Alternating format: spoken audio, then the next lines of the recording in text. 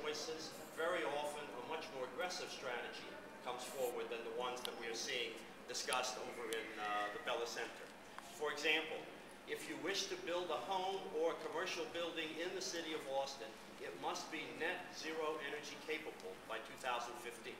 That's 5 years from now. All buildings must be able to provide all of their energy requirements on site rather than importing it through the grid.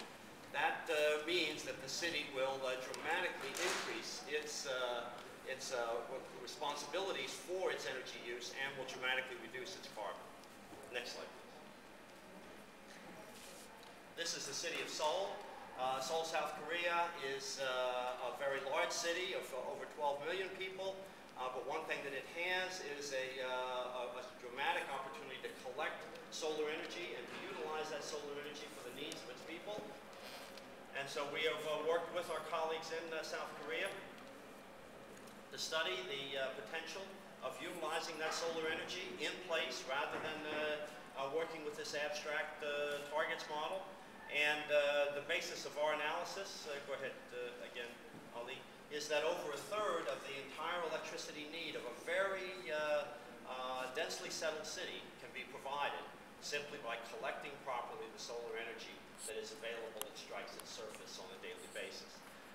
And it can dramatically cut its peak load, which is a very important factor in the build-out of electricity systems. So even in large-sized cities, you can take control of this kind of process. Let me now show you another option. This is the city of Bangalore in India, and I want to show you how people can make a difference in the choices that they make about how to solve practical problems. For this story, we are in the city that has now become the high-tech capital for the world. Bangalore has a lot of the major information and communication technology headquarters. The locals have heard about this high-tech interiors, or high-tech thing, so now everything has high-tech as a part of its name.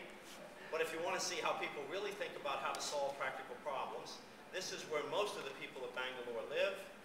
And I'd like to show you a gentleman that, and just slow down a minute, Ali, that has really done something quite remarkable. He is an auto rickshaw driver. That small vehicle on the left-hand side, three-wheeler, is his vehicle.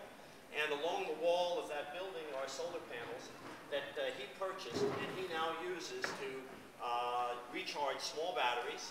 And those small batteries are then used to provide lighting in produce markets at night. His clients are all of the folks who have those small CFL lights in the marketplace, so you can see folks coming in and getting their vegetables for the evening. And his method has replaced the old kerosene lamp, which you can barely see in the very front of the picture.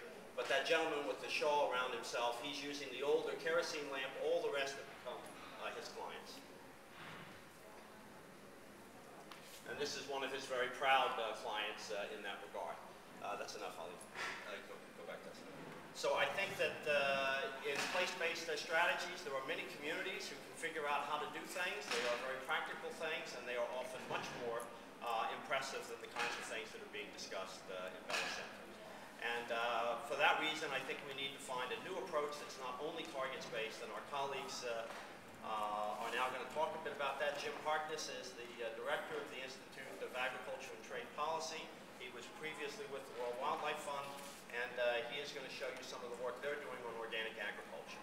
After him, we then have our colleague Niels Hedberg from Denmark here, and a little further from Copenhagen, but he runs an international center for research on organic farming, and he will give us some ideas that have been homegrown literally in Denmark. And then after that, two colleagues from the University of Pennsylvania, Ali Wakawi, will talk a bit about how to make assessments of sustainability on a place basis. And then my colleague Mark Allen Hughes will close with a discussion of the city of Philadelphia, which is moving rapidly in what he has aptly titled the Green Works Plan. So let me turn it over to Jim.